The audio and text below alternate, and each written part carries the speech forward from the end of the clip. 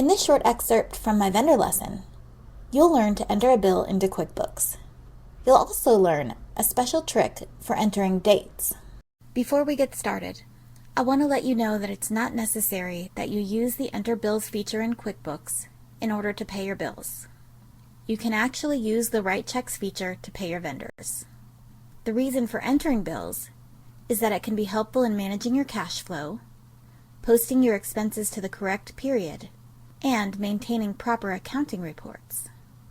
You see, if you enter your bills into QuickBooks as they come in, and as of the date they are incurred, you will always know how much you owe your vendors, when the bills are due. Your expenses will show up on your reports on the date that they should, and your accounting reports will show a balance due for accounts payable. If you pay all of your bills immediately when they come in, and your accounting is on a cash basis, you may wish to bypass the Entering Bills feature altogether and just write checks in QuickBooks. Of course, you can use both.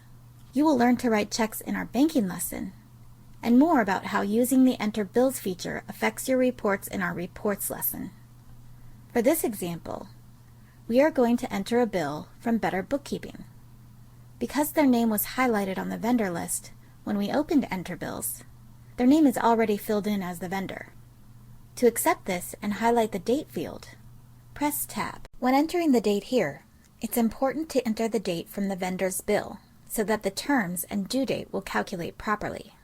Our bill from Better Bookkeeping is dated December 1st. QuickBooks is very flexible with date entry. In date fields, you can enter the date with slashes, periods, or no punctuation at all, or you can use the calendar.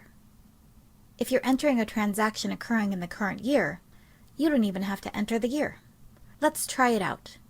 In the date field, type 1201. Then press Tab. For the reference number, I recommend entering your vendor's invoice number. It's not a required field, so if your vendor doesn't use invoice numbers, you can leave it blank. If your vendor does use invoice numbers, I highly recommend you enter it here. One reason is that if you enter the same invoice number more than once, QuickBooks will let you know, which can help you prevent entering and maybe paying the same bill twice. Another reason is that the reference number will appear on the voucher portion of your check payment to the vendor, which can help them identify and apply your payment correctly. For this example, Better Bookkeeping's invoice number is 100. In the reference number field, type 100. To highlight the amount due field, press Tab. The amount of the bill is $200.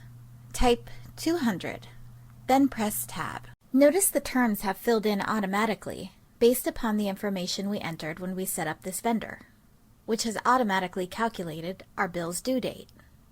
Also notice, below, the account has pre-filled as professional fees, accounting, with the amount of the bill. What if part of this invoice is not for accounting fees? No problem. In our example, $20 of this bill was for postage reimbursement. Let's change the amount highlighted of $200 to $180. Type in $180, then press Tab. Now we need to enter $20 towards postage expense. Click the line just below Professional Fees Accounting in the Account field. To select an account from the list, click the drop-down arrow. From the Expense Account list, click Postage. To save this bill, click Save and New.